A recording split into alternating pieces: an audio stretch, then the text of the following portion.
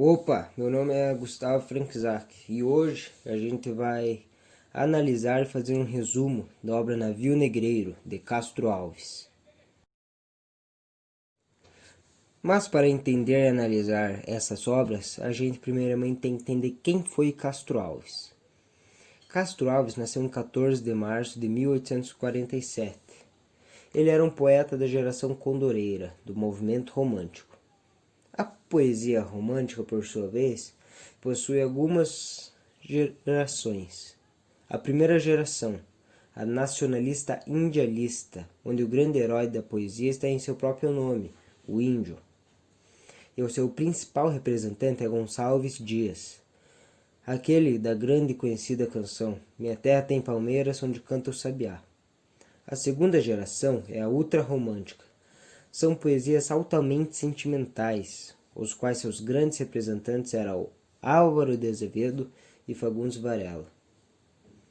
E é óbvio, a terceira geração, a geração social, a geração condoreira.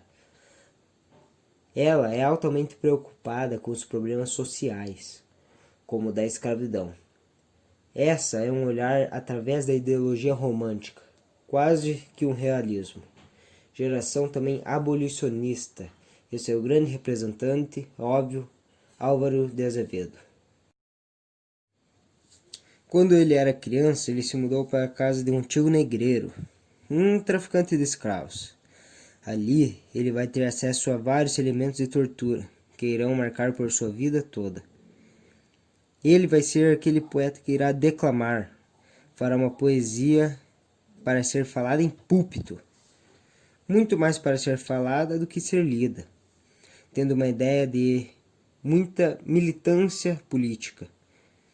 E infelizmente ele veio a falecer em 1871 por tuberculose, aos incríveis 24 anos de idade. E também precisamos saber o que é um navio negreiro, por causa que é justamente sobre isso que o livro se trata. Os navios negreiros eram navios que tinham a função de transportar escravos, que eram tratados como mercadoria, movimentando um mercado milionário, devido também à expansão marítima. Eles também recebiam o nome de navios tumbeiros, pois lembravam muito uma tumba, porque de 20 a 40% dos negros não sobreviviam à viagem. E infelizmente cerca de 11 milhões de pessoas passaram por isso. O poema foi escrito em 1869, 19 anos depois da Lei Eusébio de Queiroz, que foi a lei que vedou a entrada de escravos africanos no Brasil e criminalizou quem as infringisse. Essa é uma obra que faz nós refletirmos e olharmos para os problemas daquela época. É contada uma parte sobre a visão de uma ave, a águia do mar, o albatroz. Em pleno mar. Em pleno mar é a primeira das 6 partes que irão seguir. Cena onde mostra a profunda maestria de Castro Alves. A ave está vendo tudo de longe, onde tudo parece muito bonito. É muito lindo, poético e 2. Louvor aos marinheiros. Quando ela se aproxima um pouco, percebe os marinheiros que trabalham lá, de várias nacionalidades diferentes. É uma parte em que, mesmo mais próxima ao problema, ainda não é aparente e por isso continua bela. 3. Desce do espaço imenso.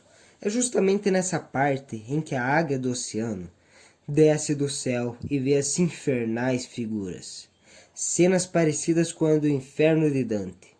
Logo, para sua surpresa, o canto não era de saudade ou mesmo de poesia, mas sim um canto fúnebre, um canto aterrorizante. 4. Sonho dantesco. Esta é quando o poeta vai adentrar no navio, onde ele irá passar o casco da utopia. E quando se passa esse casco, se encontra o sonho dantesco, no Inferno de Dante, remetendo à obra Santa Comédia.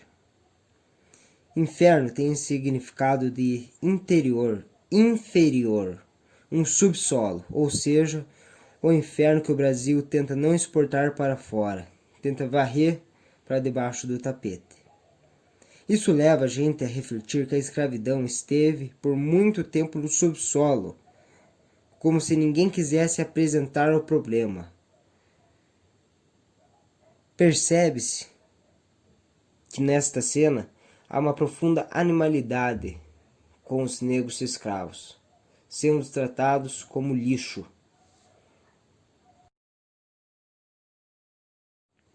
5. Os filhos do deserto. Se aproximando das figuras, irá voltar sua origem, a qual é a África. E entre a África e o Brasil, existe o mar, a terceira margem, onde não é terra de ninguém. E é exatamente nesse espaço onde ocorria uma completa crueldade com eles, sendo eles tratados como se não fossem humanos. Pessoas que já tiveram casa, já tiveram família, e hoje são tratados como ninguém, como animais.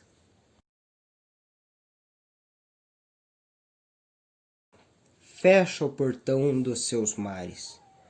O poema se encerra pedindo uma intervenção de Colombo. E se é perguntado se essa nação tão apaixonada, que preza tanto pela liberdade, mas que ainda trabalhava pela escravização, questionando a própria nação, se desapontando pelo estado que encontrava este país. E finalizando, óbvio, com uma das frases mais marcantes deste poema: Colombo, fecha a porta dos teus mares. Então, o que significa essa obra? Essa obra é um pequeno poema escrito por ele que irá retratar sobre o tráfico de escravos entre a África e o Brasil, onde expressa sua visão que o Brasil é um lugar de liberdade e o futuro é incompatível com a escravidão. Ou seja, ele sendo um poeta da geração abolicionista, a geração condoreira, óbvio que ele seria extremamente contra essas atitudes. Atitudes que eram extremamente cruéis. E assim ficava extremamente decepcionado com o Brasil. E principalmente com Colombo, que permitia com que isso acontecesse. Então é isso aí, eu espero que vocês tenham entendido um pouco dessa belíssima obra que retrata muito dos problemas enfrentados na época. Muito obrigado por assistir.